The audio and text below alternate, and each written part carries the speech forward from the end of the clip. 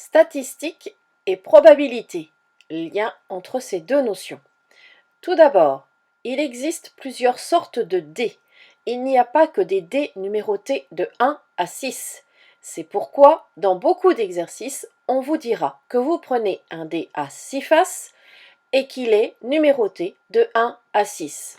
On vous précisera également souvent qu'il est équilibré ou non truqué pour être certain qu'aucune face ne sera privilégiée par rapport à une autre. Nous allons commencer par une étude statistique. Vous allez prendre un dé à 6 faces numéroté de 1 à 6, c'est ce que vous avez le plus souvent chez vous, et vous allez le lancer 100 fois. Les résultats seront organisés dans un tableau, donc pensez à noter tous vos résultats. Dans ce tableau, vous allez avoir le mot effectif. Les effectifs, ça va vous donner le nombre de fois que le 1, le 2, le 3, le 4 ou le 5 ont été obtenus. N'oubliez pas de faire également le total pour bien vérifier que vous avez vos 100 lancés. Vous devez retenir le vocabulaire. Vous devez savoir que ce que vous venez de faire, le lancer de dés, ça s'appelle une expérience aléatoire. On connaît les issues possibles, les possibilités, les résultats, mais on ne sait pas lequel va sortir. En statistique, on va parler de population. La population sera le dé à 6 faces. Et on va parler de caractère, c'est-à-dire qu'est-ce qu'on étudie sur ce dé à 6 faces? On étudie le chiffre obtenu. On aura les valeurs de ce caractère qui seront ici 1, 2, 3, 4, 5, 6. Et 1, 2, 3, 4, 5, 6 seront appelés les issues de l'expérience aléatoire. Vous devez également retenir le vocabulaire effectif, savoir à quoi ça correspond, comprendre ce que ce mot veut dire. Une série statistique peut se représenter avec un diagramme circulaire ou semi-circulaire. Circulaire, on aura un cercle complet, semi-circulaire, on aura un demi-cercle. Tout d'abord, vous devez donner un titre à votre diagramme pour savoir de quoi on parle. Et vous devez donner une légende, soit sur le côté, soit en haut, soit en bas, peu importe, mais vous devez expliquer à quoi correspondent les couleurs. Chaque couleur est obtenue en faisant un angle. Cet angle est proportionnel à l'effectif. Nous allons donc utiliser la proportionnalité dans ce chapitre. Un exemple pour vous montrer l'importance du titre. Avec le diagramme circulaire que vous avez à votre écran, on se rend compte qu'on étudie l'hiver, l'automne, le printemps, l'été, mais quoi? Est-ce qu'on a posé une question à des personnes ou est-ce qu'on est en train de regarder le temps d'ensoleillement? Est-ce qu'on a demandé à des gens s'ils partaient en vacances à cette période-là?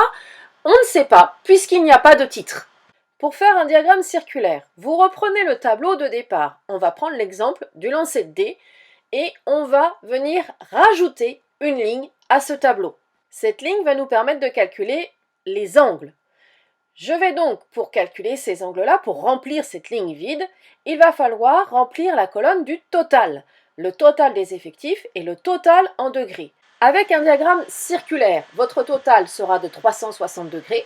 Avec un diagramme semi-circulaire, le total sera de 180 degrés. Ces deux nombres dans la colonne totale vont me permettre de remplir mon tableau de proportionnalité. Soit je calcule le coefficient de proportionnalité et pour passer de la première ligne à la deuxième ligne, je multiplie par le coefficient de proportionnalité, soit je fais le produit en croix. Donc soit je passe du total effectif au total en degrés avec le coefficient de proportionnalité, soit je fais mon produit en croix. Vous avez tout à fait la liberté de choisir comment vous y prendre. Pour construire votre diagramme circulaire, vous commencez par écrire le titre. Surtout commencez par ça, sinon vous allez oublier. Puis vous faites un cercle. Alors le cercle, soit l'exercice vous impose le rayon, soit vous prenez ce que vous voulez comme rayon. Une fois que vous avez fait votre cercle, vous tracez un rayon, n'importe lequel, mais il vous faut un rayon. Vous posez votre rapporteur sur ce rayon-là et vous construisez votre premier angle. Ça vous donne un autre rayon que j'ai mis en rouge sur la figure et je vais déplacer mon rapporteur sur ce nouveau rayon pour construire l'autre angle. Et je tourne avec mon rapporteur pour faire tout mon cercle, pour faire mes 360 degrés. N'oubliez pas de colorier et de mettre la légende à côté. On peut également représenter une série statistique soit avec un diagramme en bâton, soit avec un diagramme en barre. Les bâtons sont fins, les barres sont épaisses. Toujours la même chose, une légende, un titre sont nécessaires Avec l'exemple que vous avez sur votre écran, on se rend bien compte qu'on a interrogé des personnes, qu'on leur a posé une question sur le sport, mais qu'est-ce qu'on leur a demandé? Le sport qu'elles préféraient ou le sport qu'elles détestaient le plus? Dans l'autre exemple, on me parle de nombre de personnes et de nombre de repas, mais je ne sais pas du tout de quoi on parle. Je ne sais pas si on parle de cantine, si on parle de repas qu'on a aimés dans la semaine. Je ne sais pas à quoi correspond ce diagramme sans titre. Alors n'oubliez pas de mettre un titre. Regardez dans l'exemple que je vous ai mis au début, on vous parle du nombre de jours de pluie à Brest. Tout est très clair, on sait parfaitement de quoi parle ce diagramme. Donc la première chose que vous devez faire, c'est de mettre un titre, exactement comme pour le diagramme circulaire. Puis après, vous allez construire les axes. Le vocabulaire axe des abscisses et axe des ordonnées a déjà été vu. Faites vos révisions si cela est encore confus dans votre esprit. Donc l'axe des abscisses sera toujours la première ligne du tableau, donc ça va correspondre aux valeurs de votre caractère étudié. Ça peut être des nombres comme ça peut être des mots. Le lancer de dés, ce seront des nombres. Pour les saisons préférées, ce sera des mots. Pour l'axe des ordonnées, ça correspondra à l'effectif, c'est-à-dire combien de personnes ou combien de fois j'ai obtenu la valeur de mon caractère. Pour l'échelle, vous pouvez avoir une échelle imposée par l'énoncé, comme vous pouvez avoir une échelle que vous allez choisir par vous-même. Revenons à notre lancer de dés. Vous avez fait un tableau et vous avez rempli votre tableau. Nous allons en faire le diagramme circulaire. Je commence par la colonne totale. Si le diagramme est circulaire, j'ai un total de 360 degrés. S'il est semi-circulaire, j'aurai 180 degrés. Pour passer de 100 à 360 degrés, je fais fois 3,6. Donc je vais faire 22 fois 3,6, 10 fois 3,6, etc. Je vais donc obtenir les nombres qui sont écrits dans la ligne jaune.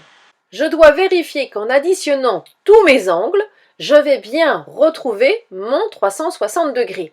Or, quand j'additionne la mesure des angles dans la ligne jaune, je ne trouve pas 360 degrés, mais je trouve 359.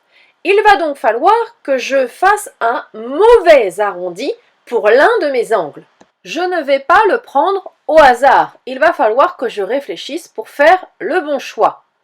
Je ne vais pas pouvoir prendre un mauvais arrondi pour 36 degrés, parce que 10 fois 3,6 me donne vraiment 36 degrés.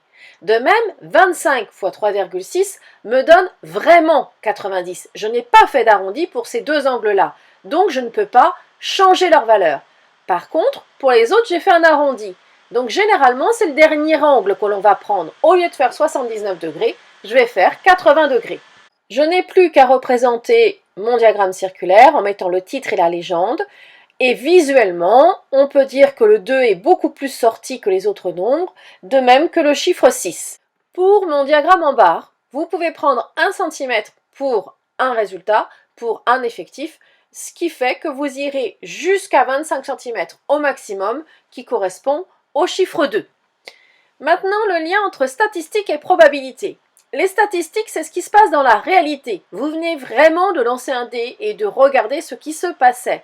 Ça, c'est la réalité. J'ai utilisé un tableur Excel pour simuler 100 lancers, 500, 1000 et 5000 lancers. C'est l'ordinateur qui a calculé, ce n'est pas moi.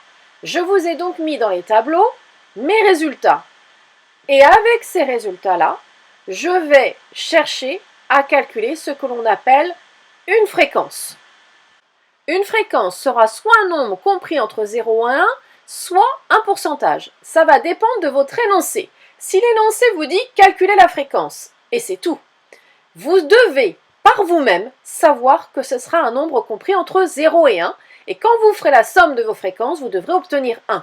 Si l'énoncé vous dit « calculez la fréquence en pourcentage », vous allez calculer un pourcentage, et la somme va devoir faire 100. Pour calculer un pourcentage, nous l'avons vu au chapitre d'avant. On fait soit une formule, l'effectif du cas qu'on étudie sur l'effectif total fois 100, soit on travaille comme dans un tableau de proportionnalité avec un coefficient ou le produit en croix. Si je reprends mes tableaux avec les 100 lancés, les 500, les 1000 et les 5000 lancés, je vais commencer par la colonne totale, toujours. Là, mon total sera de 1. Pour passer De 100 à 1, j'ai divisé par 100. Donc je divise tous mes nombres par 100. Je vous rappelle que quand je descends en divisant, ce n'est pas le coefficient de proportionnalité. Puis, je vérifie que ma somme fait bien 1. Je fais ça pour tous les autres tableaux.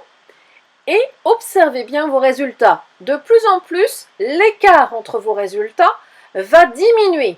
Plus le nombre de lancers est important, plus l'écart entre les différents résultats vraiment diminue.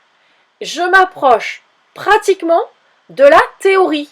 Vous savez que quand vous lancez un dé, vous allez dire que vous avez une chance sur 6 d'obtenir le chiffre 2 par exemple.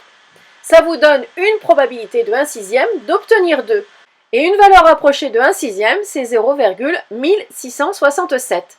Nous avons donc la correspondance statistique, probabilité. Les statistiques, plus l'échantillon est important, plus l'expérience est répétée, plus la fréquence va se rapprocher d'un nombre théorique qui sera appelé la probabilité. Donc les deux notions sont très liées, mais l'un est du domaine concret, réel, l'autre du domaine de la théorie, donc le vocabulaire va changer. Vous avez l'expérience aléatoire, on en a déjà parlé, c'est une expérience dont on connaît les résultats possibles, mais on ne sait pas lequel parmi tous ceux qui sont possibles va sortir. Je vous ai mis plusieurs exemples. Premier exemple, un lancer de pièces. On sait que ça va donner soit pile soit face, mais on ne sait pas laquelle des deux va sortir. Un lancer de dés, ça c'est très classique, c'est ce que vous avez fait avant. Un tirage d'une carte dans un jeu de 32 ou de 52 cartes, ou un tirage d'une boule dans une urne qui contient 4 boules rouges et 3 boules jaunes. Tout ça, ce sont des expériences aléatoires, car on sait les différentes possibilités qui vont se présenter face à nous, mais on ne sait pas laquelle va se produire. Les différentes possibilités portent un nom, ça s'appelle les issues. Pour mon premier exemple, la pièce de monnaie, les deux issues sont pile ou face. Pour mon deuxième exemple, les issues, il y en a 6. 1, 2, 3, 4, 5, 6. Pour le jeu de 32 cartes, j'aurai les 32 cartes possibles. L'as de cœur, 7 de cœur, etc. Pour 52 cartes, j'aurai le 2 de cœur en plus, etc. Pour les boules, j'aurai deux issues, soit rouge, soit jaune. Et il va y avoir ce qu'on appelle des événements, c'est-à-dire la réalisation d'une ou plusieurs issues. Par exemple, dans mon lancer de pièces, tomber sur pile est un événement. Pour le lancer de dés, les événements peuvent être obtenir 2, obtenir un chiffre impair qui lui sera réalisé par plusieurs issues, c'est-à-dire 1, 3, 5. Dans mon jeu de 32 cartes, tirer un 8 de trèfle sera un autre événement, tirer un carreau sera également un événement, et pour mon urne, tirer une boule rouge sera aussi un événement. Faites très attention, vous remarquerez différence entre événement et issue. Un événement, il y a un verbe pour dire ce qui se passe et ce qui se réalise. Dans les issues, il n'y a pas de verbe. Il y a juste les résultats de dit. Donc, distinguez bien événement et issue. À la fin de ce cours, vous devez avoir retenu le vocabulaire des statistiques. Population, caractère, valeur. Qu'est-ce que cela veut dire? Vous devez savoir faire un calcul de fréquence et faire un diagramme, soit circulaire, soit semi-circulaire, soit en barre, soit en bâton. Vous devez connaître le vocabulaire de probabilité. Qu'est-ce qu'on appelle expérience aléatoire? Qu'est-ce que sont les issues? Et qu'est-ce qu'on appelle un événement? Au cours du collège, les exigences de rédaction vont évoluer. On n'aura pas les mêmes exigences avec des élèves de 5e qu'avec des élèves de 3e que l'on prépare pour la seconde. Donc, au fur et à mesure de vos années, pour les probabilités, les exigences de rédaction vont changer. Le cours est terminé. Apprenez bien votre cours. Ne prenez aucun retard. Le vocabulaire doit être mémorisé car il sera utilisé régulièrement par votre professeur.